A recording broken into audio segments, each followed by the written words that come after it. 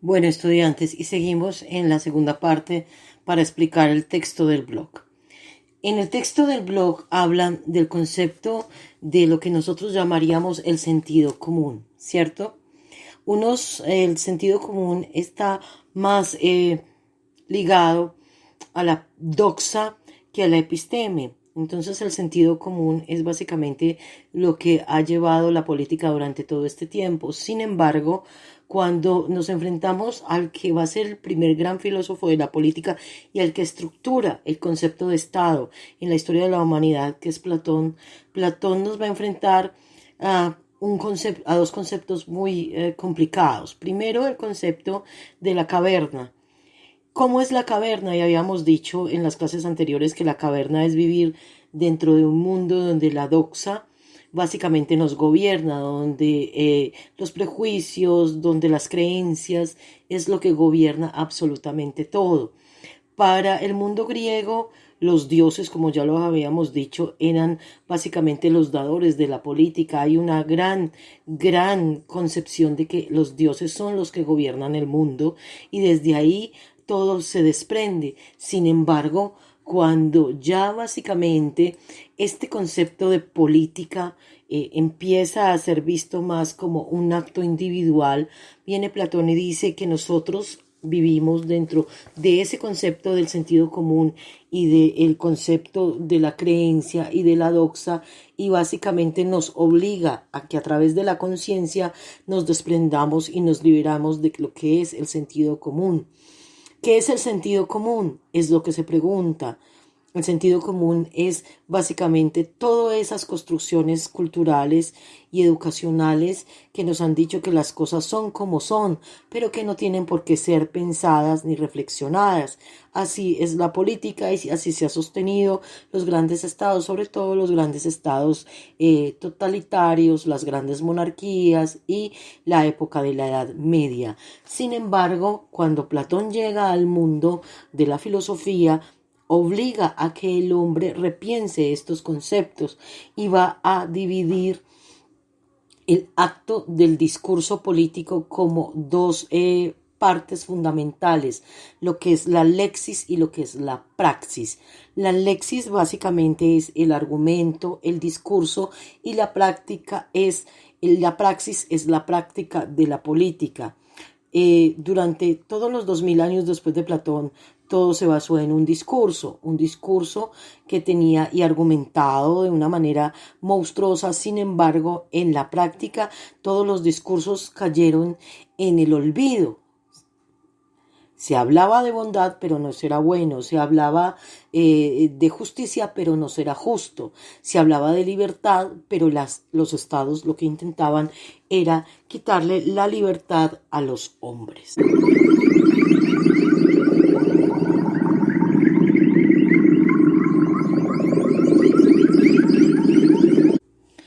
Por lo tanto, ese discurso es simplemente dar una opinión, pero no está soportada más que por la misma opinión.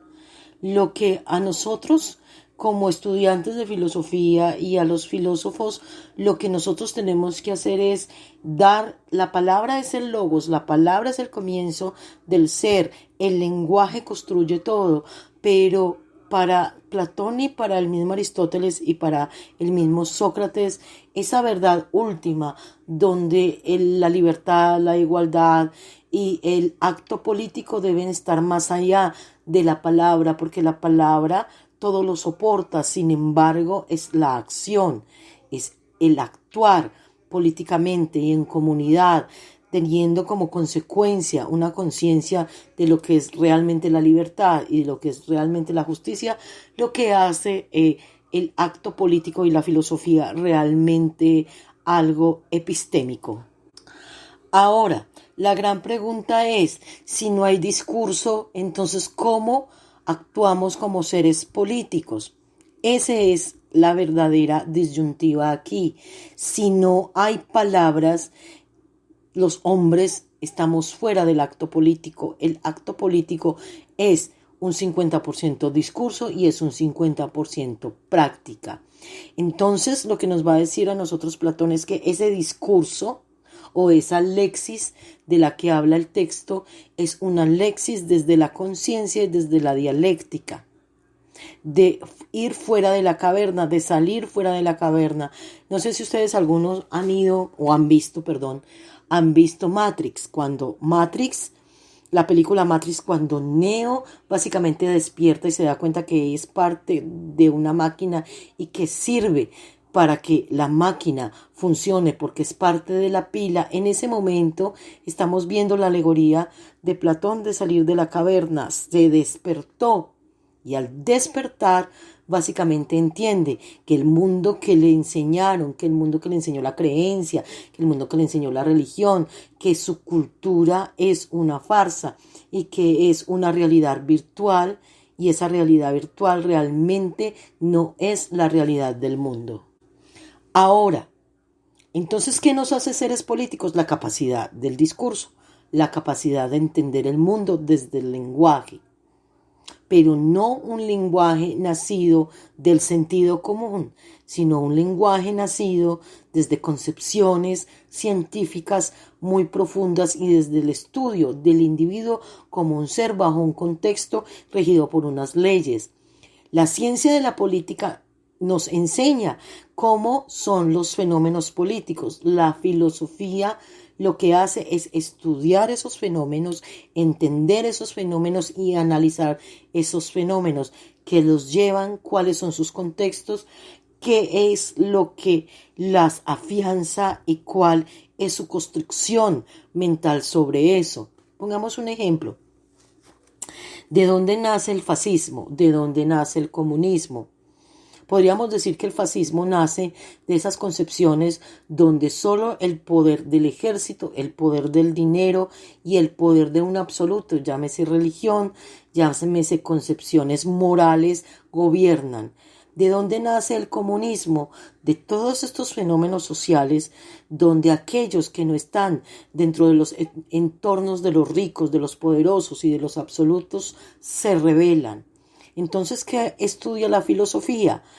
Es no cómo se desarrollan esos fenómenos, sino qué dieron lugar a esos fenómenos. ¿Cómo pensaba el hombre? Hablemos de la Revolución Francesa.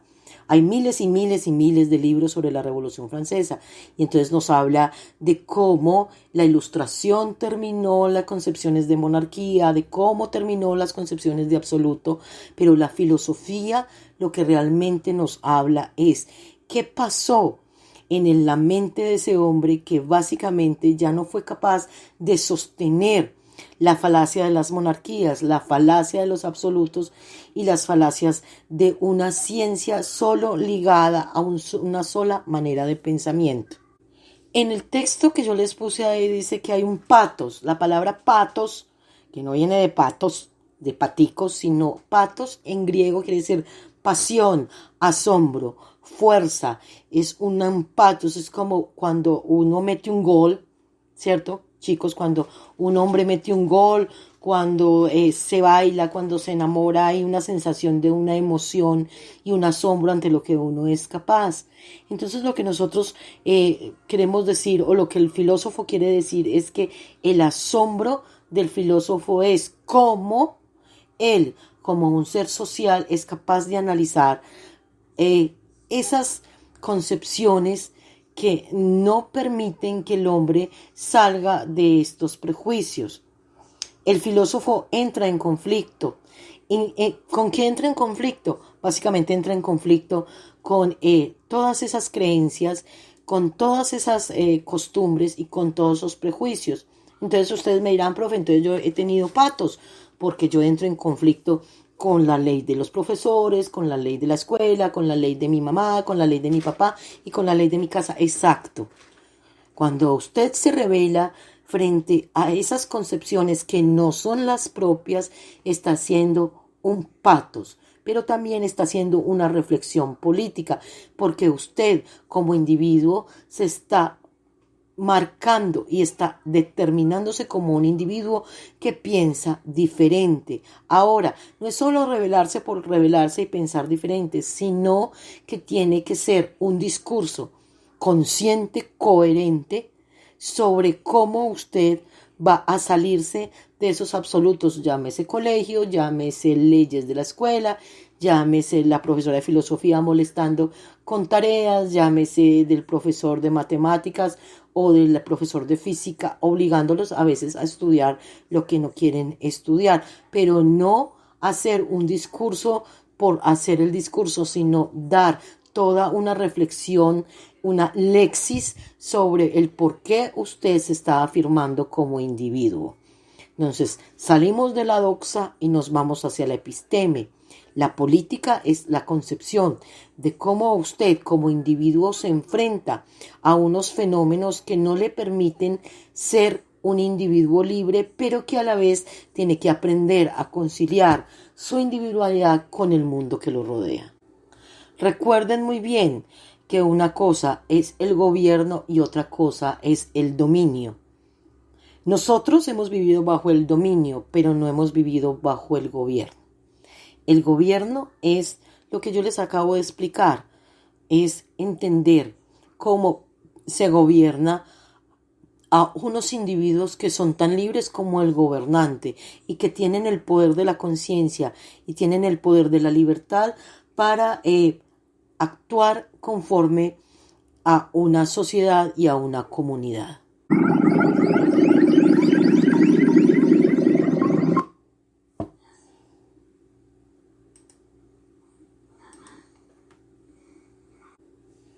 Es así como empezaremos a estudiar cómo el concepto de Platón de estas almas, el alma coscopicente, que es el alma sexual, el alma afectiva, que es el alma emocional, y la racional, van a ser un sistema para conformar un gobierno perfecto, cosa que en la vida real no se va a dar.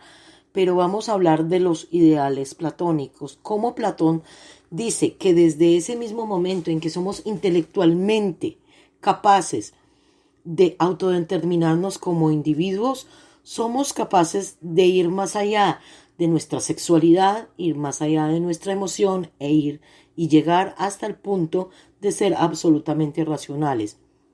Desde ahora les cuento que aunque el concepto platónico de la política es muy hermoso, nunca se pudo llevar a cabo porque lastimosamente los hombres fueron perezosos en entender estos conceptos y es más fácil vivir en la doxa que en la episteme. Entonces, esta es mi segunda explicación del concepto de política.